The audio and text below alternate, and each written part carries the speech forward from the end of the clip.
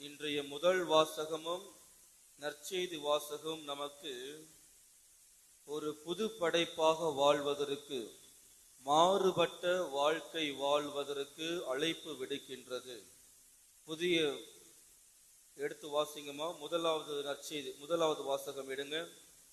முதலாவது வாசகம் திருத்தூதர் பவுல் கொலோசியருக்கு எழுதிய புத்தகம். அதனுடைய தலைப்பு என்ன போட்டிருக்குது பாருங்க. 3வது அதிகாரம். புதுப்பிக்கப்பட்டவர்களுக்காக அந்த வாசகங்கள் குறிக்கப்பட்டிருக்கின்றது. நற்செய்தி வாசகத்திலும் இயேசு யாரெல்லாம் பேறு பெற்றவர்கள், யாரெல்லாம் கேடுற்றவர்கள் என்று பிரித்து காண்பிக்கின்றார். நாம் அனைவருமே பேறு பெற்றவர்களாக, புதுப்பிக்கப்பட்டவர்களாக, புது படைப்பாக வாழ்வதற்கு அழைப்பு விடுக்கின்றார். புது படைப்பாக வாழ்வதற்கு நாம் என்ன செய்ய வேண்டும்? ஒரே ஒரு விஷயம்தான் செய்ய வேண்டும்.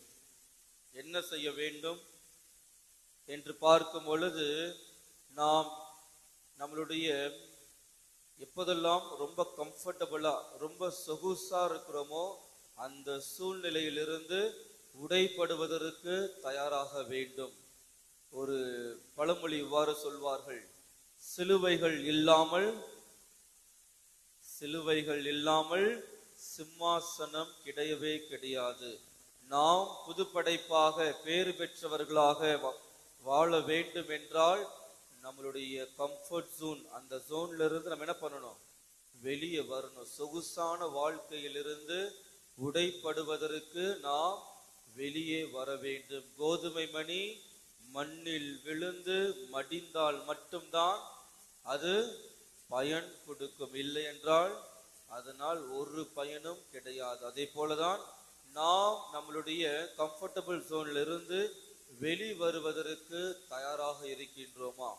விவிலியத்தில் பல்வேறு நபர்கள் அவர்களுடைய சொகுசான வாழ்க்கையிலிருந்து வெளியே வந்ததனால்தான் அவர்கள் பேறு பெற்றவர்களாக இருக்கிறார்கள். எடுத்து வாசிங்க. தொடக்க நூல் 12:1. தொடக்க நூல் 12:1. ஆண்டவர் ஆபிராமை நோக்கி, உன் நாட்டிலிருந்தும் உன் இனத்தவரிடமிருந்தும் உன் தந்தை வீட்டிலிருந்தும் நீ என்ன பண்ணணும்? நான் சொல்ற ஊருக்கு நீ போ. உன்னுடைய ஊர்ல இருந்து போகணும், நாட்டில இருந்து போகணும், உன்னுடைய வீட்டில இருந்து நீ என்ன பண்ணணும்? நான் காண்பிக்கும் நாட்டிற்கு நீ செல். அங்கு நான் உனக்கு மாபெரும் செயல்களை செய்வேன் என்று கூறுகின்றார். அவர் அவருடைய வீட்டில், அவங்க அம்மா அப்பா வீட்டில் எப்படி இருந்திருப்பாரு? எந்த ஒரு தொல்லையும் இல்லாம நிம்மதியா சொகுசா இருந்திருப்பார். ஆனால் கடவுள் என்ன சொல்றாரு? அவரை நான் காண்பிக்கும் நாட்டிற்கு நீ செல். அதனால்தான் அவர் யார்? என்னவா மாறுறாரு? அவரு விசுவாசத்தின் தந்தை, நம்ம எல்லோருக்குமே தந்தையாக மாறுகிறார். அவருடைய வம்சம் எவ்வாறு பெருசாகிறது? வானத்தில் உள்ள விண்மீன்களை போல் அவருடைய வம்சமானது பெருக செய்கின்றார். இரண்டாவது விடுதலை பயணம் எடுங்க. விடுதலை பயணம் 3:10. என்ன நடக்குது? மோசே அவருடைய மாமனார் வீட்டுல என்ன பண்றாரு? ஜாலியா இருந்துட்டு இருக்கிறாரு. ஆடு மாடு மேய்ச்சிக்கிட்டு ஜாலியா சந்தோஷமா இருந்துட்டு இருக்கிறாரு. என்ன நடக்குது? ஆண்டவர் முட்புதர்ல தோன்றாரு. 10வது வசனத்தை வாசிங்க. மோசே, வாசிங்க, தொடர்ந்து வாசிங்க, வரும். இப்போதே நீ போ. என்ன பண்றது? காலம் தாழ்த்த கூடாது. போதுமா? போதும். மோசேயை பார்த்து என்ன சொல்றாரு?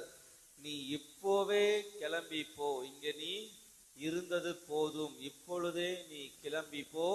உனக்காக நான் ஒரு திட்டம் வைத்திருக்கின்றேன். 12 வாசிங்க. 12.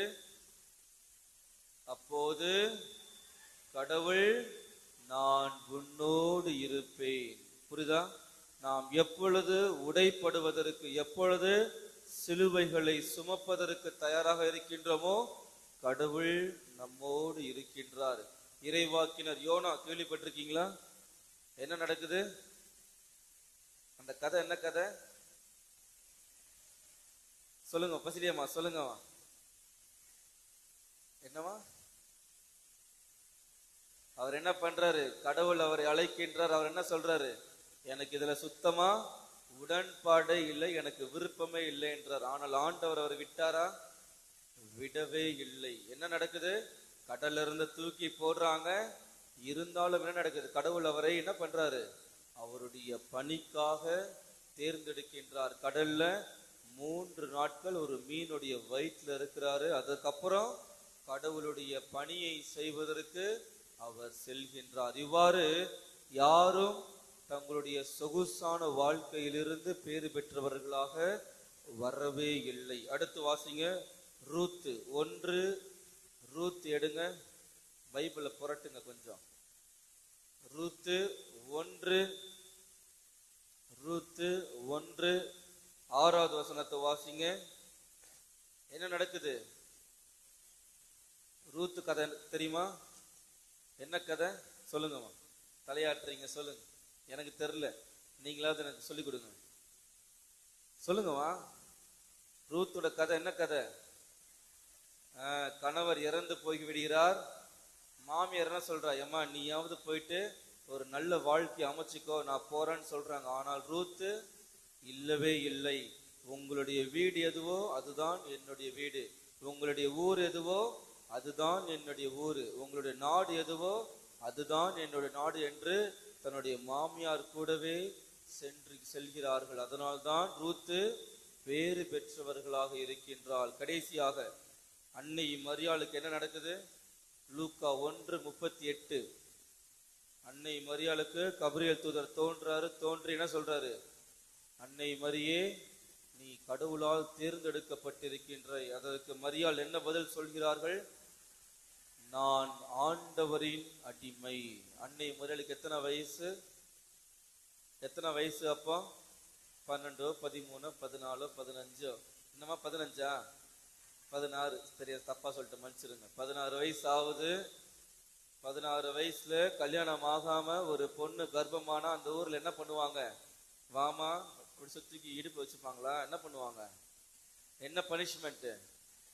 கல்லாலே அடித்து சாவடிப்பார்கள். ஆனா என்ன நடக்குது? மரியாள், இதோ நான் ஆண்டவரின் அடிமை, உம் சொற்படியே எனக்கு நிகழட்டும். துன்பங்களை ஏற்பதற்கு அவர்கள் தயாராக இருந்தார்கள். அதனால்தான் அவர்கள் வேறு பெற்ற நிலைக்கு கடந்து செல்கிறார்கள். பவுல் என்ன பண்றாரு? பவுல் பிலிப்பியர் 1:21 வாசிங்க. பிலிப்பியர் 1:21. ஏனெனில் நான் வாழ்ந்தாலும் அப்புறம் நான் இறந்தாலும் கடவுளுக்காகவே. நான் வாழ்ந்தாலும் அவருக்காக தான், செத்தாலும் அவருக்காக தான் என்று துன்பங்கள் பட்டு செத்து போகிறார். யாருக்காக? கடவுளுக்காக. கடைசியா இயேசு எப்படி செத்து போனாரு? சிலுவைகளில் இல்லாமல் சிம்மாசனம் இடவே இல்லை. நாம் உடைந்தால் மட்டும்தான் உரு கொடுக்க முடியும். எனவே நாம் எப்பொழுது சொகுசான வாழ்க்கையிலிருந்து நாம் உடைப்படுவதற்கு, வேதனைகள் அனுபவிப்பதற்கு தயாராக இருக்கின்றோமோ அப்பொழுதுதான் நாம் பேறு பெற்ற நிலைக்கு கடந்து செல்ல முடியும். எனவே துன்பங்களை எதிர்கொள்ள வரம் வேண்டி திருப்பலி